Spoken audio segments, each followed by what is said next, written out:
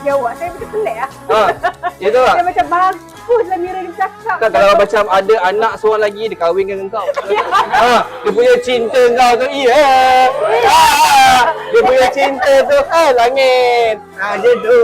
Hai, nama saya Akmal dan ini saya punya pasangan saya, Mika. Saya Muhammad Dayan Khalid bin Karen. Dan nama saya Herbie Wifefe. Dan saya berkahwin di lokasi rumah Abang Jamil Seremban 1. For me yang tak buat apa, yang just datang je, saya rasa sangat-sangat best. Tak perlu buat apa. Saya just datang, make up dan sedih je. Dan sangat teratur. Pada saya sangat happy sebab semuanya teratur, dirancang dengan baik dengan floor manager dan juga MC yang sangat baik, yang banyak membantu. Alhamdulillah, sejuk hati saya. Amirul paling best, MC pun best. Nerve. Brownie jangan kebanyak sangat Sangat selesa lah. Lagi surau dia memang besar semua.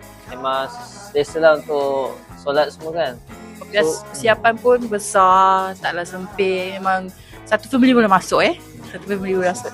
Sangat-sangatlah selesa, cantik semua. Ni cushion ni lembut tau, tak keras. Kalau keras memang tak boleh duduk.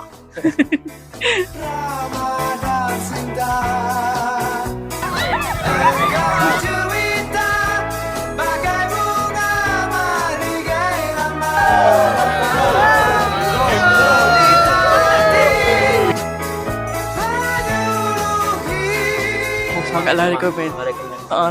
Sangat-sangatlah suka. Very macam mana boleh bergaul dengan mesra dengan Syukurlah dapat tim yang macam ni kan, yang senang untuk kita bekerjasama kan. So, Alhamdulillah lah.